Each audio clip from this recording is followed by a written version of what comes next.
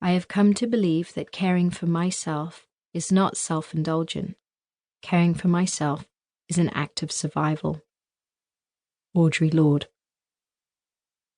At the most basic level, self-care means the ability to get yourself fed, dressed, and washed, and to generally function in the world. Everyone practices self-care, even if they're not aware of it. In this book, we want to help you learn how to turn self-care into something that is not just about functioning, but flourishing.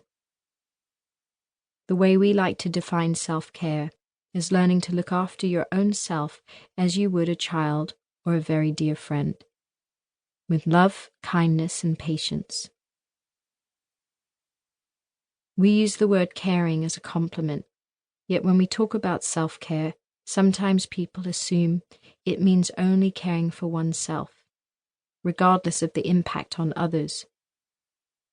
We have even heard people say that self-care is selfish. But we believe if you feel you are the best version of yourself, you will have more to give and to contribute to the world. When we feel good about ourselves, we do better, kinder things for ourselves and for others, and we naturally let the good things in our lives grow. When we feel bad, we become more selfish and self-absorbed, and we don't have the energy to give to other people or to the things or causes we care about.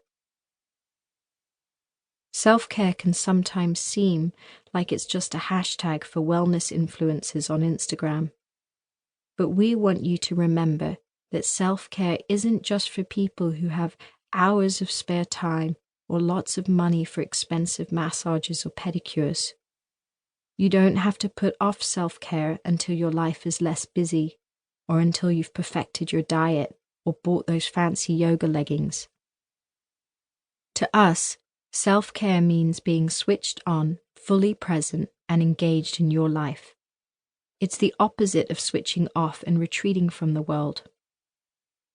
Ignoring your own needs leaves you depleted, but self-care will energize and recharge you.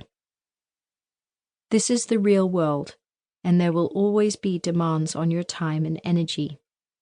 But you are deserving of a little of your time and energy just as much as anyone else around you. Self-care doesn't mean overhauling your entire life in a drastic way. Who has the time for that?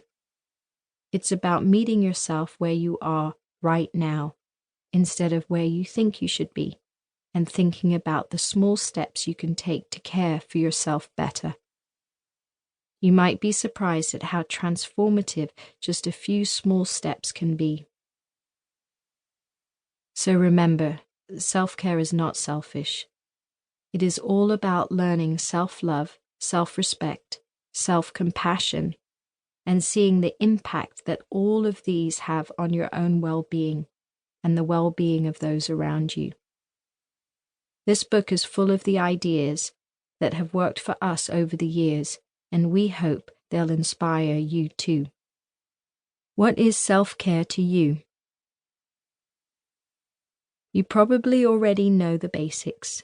Move your body, feed your body, nourish your mind and your soul. But it's important to remember that self-care is going to feel different to everyone.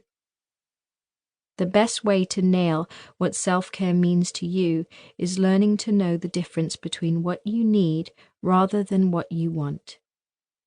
Getting what you want can feel superficial, whether it's the latest iPhone or a great pair of shoes.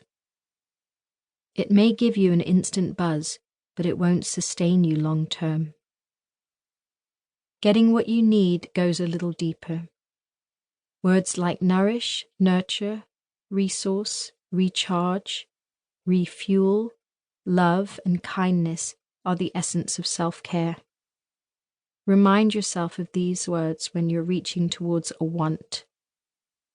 Stop and ask yourself, is this nurturing me? Is this refueling me? Is this recharging me?